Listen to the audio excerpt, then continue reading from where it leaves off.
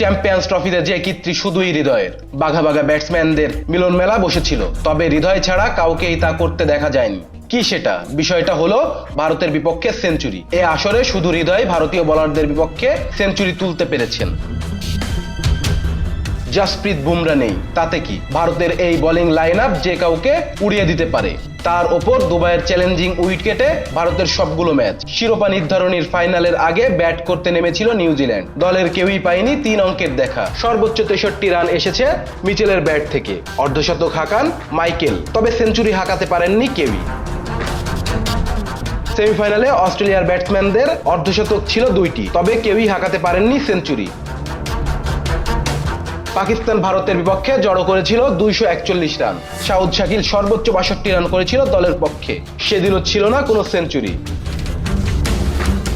ভারতের শক্তিশালী bowling line আপের বিপক্ষে এবারের আসরের একমাত্র সেঞ্চুরিটি এসেছিল ভারতের প্রথম ম্যাচে বাংলাদেশি ব্যাটার তাওহিদ হৃদয়ের ব্যাট থেকে। সেদিন আগে ব্যাট করতে নেমে 228 রান জড়ো করে টাইগাররা। মাত্র 35 রানে পড়ে যায় 5 উইকেট। এরপর জাকের আলী অনেককে নিয়ে অবিশ্বাস্য প্রতিরোধ গড়ে তোলেন হৃদয়। 118 বলে ঠিক 100 রান করেই ক্ষান্ত হন তিনি, যা পুরো আসরে ভারতে বোলারের বিপক্ষে একমাত্র সেঞ্চুরি কীর্তি হয়ে আছে। Rezwan Islam, B sports. Please subscribe our channel to get more information about Cricket World.